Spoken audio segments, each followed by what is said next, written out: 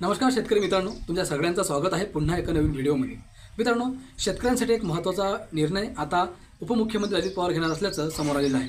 कारण मित्रांनो, कर्जमाफीचा प्रश्न पुन्हा एकदा समोर आलेला आहे। याचं कारण असं की राज्यामध्ये आता विविध प्रकारच्या संघटना, शेतकरी संघटना, शेतकरी हे आंदोलन करत आहेत। अशातच आता बच्चू कडू हे देखील आता अन्नत्याग आंदोलन करीत आहेत। याच्यावर बरेचसे राजकीय नेते हे राजकारण करताना सुद्धा दिसत आहेत।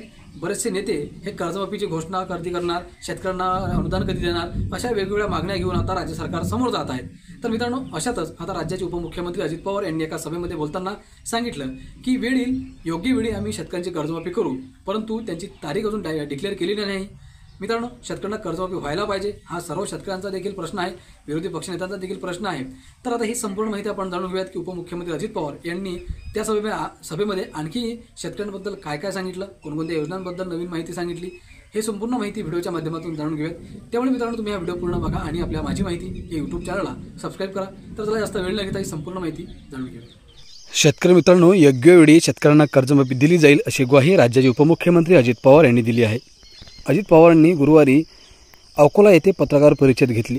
यावेळी दूध प्रश्न, बच्चू कडू यांचं उपोषण आणि शेतकरी कर्जमाफीवर अजित पवार यांनी राज्य सरकारची भूमिका स्पष्ट केली।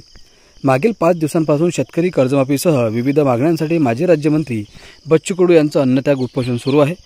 कडू यांच्या उपोषणाला आमदार, खासदार, विविध संस्थांकडून पाठिंबा दिला जात आहे। स्वाभिमानी शेतकरी संघटनेचे अध्यक्ष माजी खासदार राजू शेट्टी यांनीही कडू यांच्या उपोषणाला भेट देत पाठिंबा दिला आहे।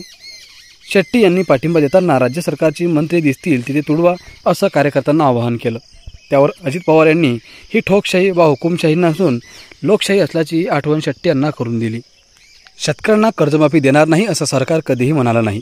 योग्य वेळी शेतकऱ्यांना कर्जमाफी दिली जाईल। आपल्याकडे कुणालाही कायदा हातात घेता येत नाही। संविधानाने हे राज्य आणि देश चालतो असं तुडवा, मारा, ठोका असं चालत नाही असंही पवार म्हणाले।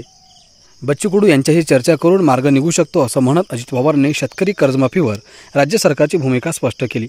अलीकडे शेतकरी कर्जमाफीबद्दल मी घोषणा केली होती का, अशा आशयाचं विधान अजित पवारांनी केलं होतं। त्यावरून शेतकरी कर्जमाफीला अजित पवारांचा विरोध असल्याची चर्चा रंगली होती। तसेच शेतकऱ्यांकडून संतापही व्यक्त करण्यात आला होता। त्यानंतर आता योग्य वेळी शेतकऱ्यांची कर्जमाफी करू अशी माहिती दिली आहे। विधानसभा निवडणुकीच्या आधी महायुती सरकारने शेतकऱ्यांना 7/12 कोरा करण्याची ग्वाही दिली होती। त्यामुळे राज्यातील शेतकऱ्यांना कर्जमाफीची अपेक्षा लागली आहे।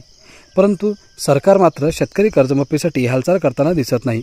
त्यामुळे बच्चू कडू यांनी मागील 2 महिन्यांपासून शेतकरी कर्जमाफी, शेतमालाचे भाव, दूध दर, कांदा प्रश्नांवर विविध मागण्यांसाठी आक्रमक भूमिका घेतली आहे।